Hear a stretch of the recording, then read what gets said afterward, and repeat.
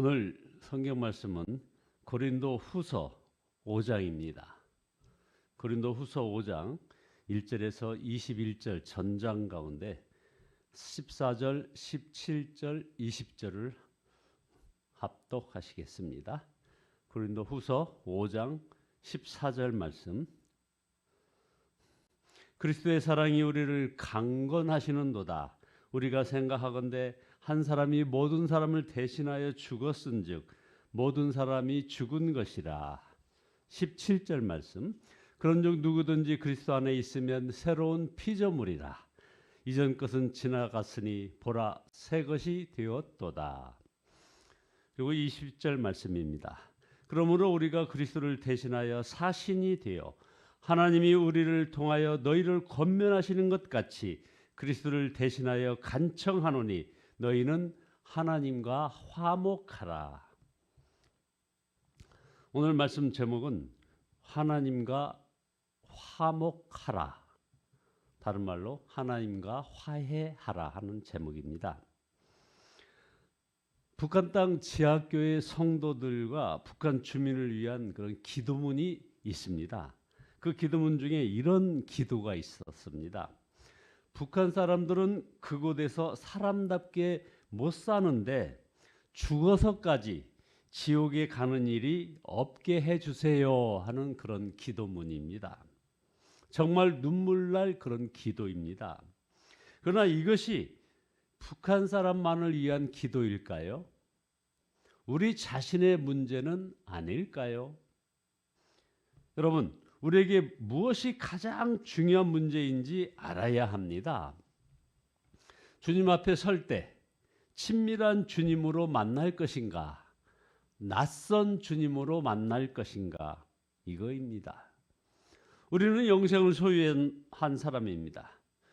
영원한 천국이 있다는 말입니다. 고린도후서 5장 1절에 하늘에 있는 영원한 집이 우리에게 있는 줄 아느니라. 어떤 사람은 그것을 누가 알겠어요? 죽어본 사람이 있나요? 이런 말로 자신을 대변합니다. 죽고 난 다음에는 물론 당연히 다 알겠죠. 그러나 죽기 전에 영생을 얻지 못했다면 죽고 난 다음 정말 지옥이구나 깨달으면 이거 무엇합니까? 안타까운 것은 여전히 자신이 죽어서 천국에 갈지 확신하지 못하는 그리스도인이 많다는 것입니다. 자신이 천국에 갈 것이라는 것을 막연히 믿을 것이 아닙니다. 영생을 소유한 자에게는 너무나 분명한 증거가 있습니다. 그 사람 안에 거하시는 성령이 그 보증입니다. 그래서 오늘 고린도후서 5장 5절에 이런 일을 우리에게 이루어 주시고 그 보증으로 성령을 우리에게 주신 분은 하나님이시니라. 이 확신이 있는 사람은 세상에서 어떤 시련과 환난을 당하여도 언제나 마음이 든든합니다. 사도 바울은 빨리 죽어서 주님께로 가고 싶다고 8절에서 얘기하고 있습니다. 우리는 차라리 몸을 떠나 주와 함께 있는 그것이라. 이 말씀에서 사도 바울이 원하는 것은 단지 영원하고 죽지 않는 것이 아님을 알 수 있습니다. 이 사도 바울이 갈망한 것은 주님과 함께하는 삶이었습니다. 이것이 영생을 가진 사람의 증거입니다. 그래서 이 세상에서 사는 삶도 완전히 달라지는 것입니다. 오직 주님을 기쁘게 해드리는 그런 삶을 살기를 원하는 것입니다. 그래서 9절에 그러므로 우리가 몸 안에 있든지 몸에 떠나 있든지 우리가 바라는 것은 주님을 기쁘시게 하는 자가 되기를 힘쓰노라 말씀하고 있는 거죠. 그러나 구원의 확신이 없는 사람보다 더 안타깝고 두려운 마음조차 들게 하는 그런 분들이 있습니다. 예수님을 믿었으니 자신은 천국은 가게 될 것이라고 생각하지만 그의 삶에 영생의 증거가 없는 사람들입니다. 사도 바울은 10절에서 우리는 모두 그리스도의 심판대 앞에 나타나야 한다고 말씀하고 있습니다. 그때는 선한 일이든지 악한 일이든지 몸으로 행한 모든 일에 따라 마땅한 보응을 받게 됩니다. 그러므로 영생을 소유한 자답게 그렇게 살지 않는 자는 천국에 가지 못한다는 겁니다. 예수님께서 마태복음 7장 21절에서 나더러 주여 주여 하는 자마다 다 천국에 들어갈 것이 아니요 다만 하늘에 계신 내 아버지의 뜻대로 행하는 자라야 들어가리라고 하셨습니다. 마태복음 7장 22절에도 그날에 많은 사람이 나더러 이르되 주여 주여 우리가 주의 이름으로 선지자 노릇하며 주의 이름으로 귀신을 쫓아내며 주의 이름으로 많은 권능을 행하였지 않았나이까 하리니 그때 내가 그들에게 밝히 말하되 내가 너희를 도무지 알지 못하니 불법을 행하는 자들아 내게서 떠나가라 하리라. 그러므로 가족만 사랑하고 자기 일에 성실하고 뭐 큰 죄 짓지 않고 사는 정도 그 정도로 만족하면 안 된다는 것입니다. 영생을 소유한 사람의 그런 특징이 좀 있어야 한다는 겁니다. 예수님을 경외하는 것입니다. 그래서 11절에 주님이 두려운 분이심을 알기에라고 했습니다. 주님께서 모든 것을 아시고 모든 것을 보신다는 것을 알기에 말이나 행동을 함부로 하지 못하는 사람, 이 사람이 바로 그 증거가 있는 사람인 것입니다. 이것은 예수님을 두려워하며 산다는 의미가 아닙니다. 예수님을 항상 의식하고 산다는 그런 의미입니다. 신전의식 말입니다. 사도 바울은 13절에서 우리가 하나님께 미쳤다라고 고백했고 14절에서는 그리스도의 사랑이 우리를 강건하시는도다 라고 고백했습니다. 15절에서는 더 이상 자기 자신을 위하여 살지 않고 자기를 지옥에서 건져 천국에 가게 하시려고 십자가에서 죽으신 예수님을 위하여 산다고 했습니다.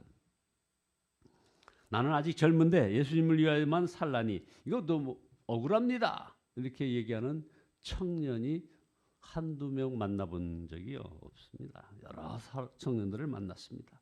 정말 그렇게 생각하는 사람이 있다는 것입니다. 여러분 이것은 몰라서 하는 말입니다. 예수님을 위하여 사는 것은 엄청난 축복입니다. 교회 일을 하고 싶어 한다고 아무에게나 맡기겠습니까? 누가 여러분을 위하여 살겠다고 한다면 그거 다 허락하겠습니까? 그러니 예수님을 위하여 살 수 있는 것이 얼마나 복된 일이겠습니까? 하나님을 사랑을 받는 것 이것은 복입니다. 그러나 더 귀하고 복된 것이 하나님을 위하여 사는 것입니다. 이 축복은 죽고 난 다음에 누리는 것이 아니라 그리스도 안에서 지금부터 누릴 수 있습니다.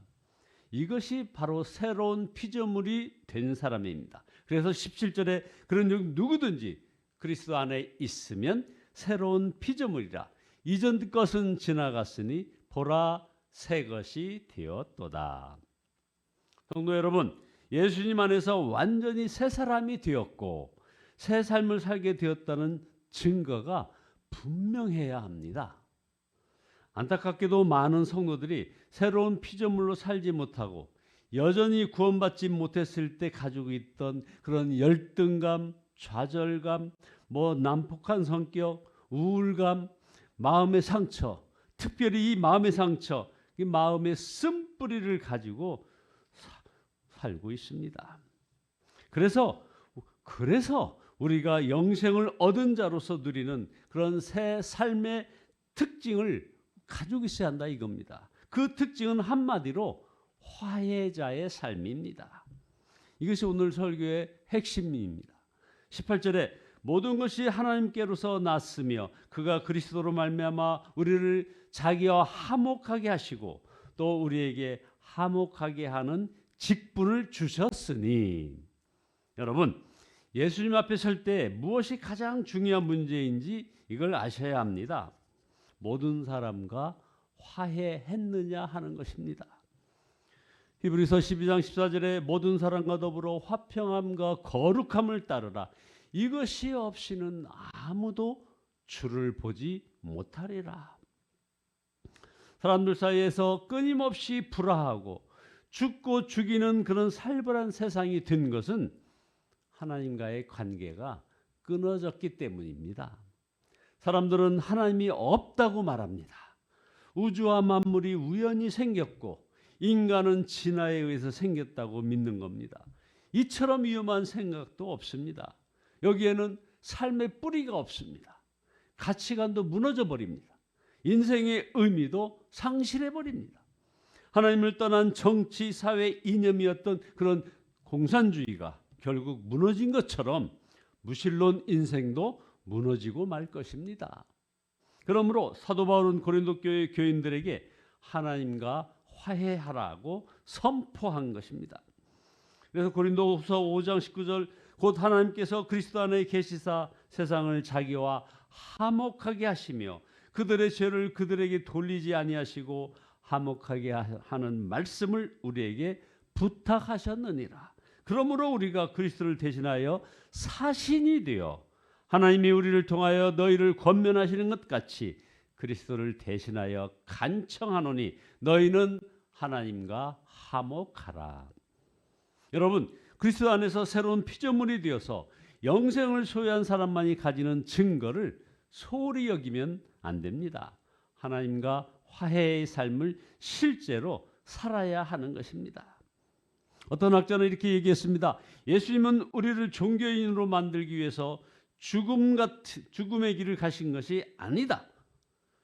주님을 통해서 하나님과 개인적으로 더 깊고 친밀한 관계를 누리게 하시려고 성령으로 충만한 삶이 주는 그 기쁨을 맛보게 하시려고 주님이 돌아가셨다. 이런 얘기를 남겼습니다. 우리가 하나님과의 화목함을 누려야 화목해 하는 그 사명을 감당할 수 있는 것입니다. 하나님과 화해하였으나 지금 그렇게 살지 못하는 사람이 있습니까? 더 늦기 전에 속히 회복하시기 바랍니다. 하나님께서는 여러분을 향하여 마음을 활짝 열고 계십니다.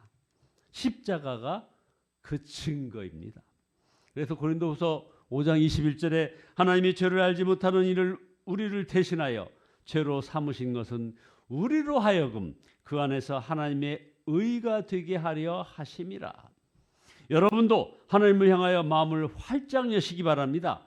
주님 흘리신 그 보혈이 나의 죄를 정결케 하시고 나의 영을 고치시고 화목케 하라신 주님의 명령을 준행하시는 저와 여러분 모두 되시기를 예수 그리스도의 이름으로 축원드립니다. 기도하시겠습니다.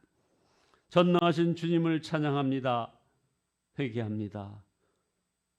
주님을 향한 그 마음을 활짝 열지 못하고 세상과 벗하며 세상 기준 따라 행복과 불행을 판단하며 나갔던 믿음 없는 저희들을 용서하여 주시옵소서. 이제 온전히 십자가 사랑 감사하며 주님을 흘리신 그 보혈이 나의 죄를 정결케 함을 믿게 하시고 나의 영을 고치시고 화목케 하라 하신 주님의 그 명령을 오늘도 준행하며 살아가는 저희들 되어지게 주여 도와주시옵소서. 예수 그리스도의 이름으로 기도드리옵나이다. 아멘.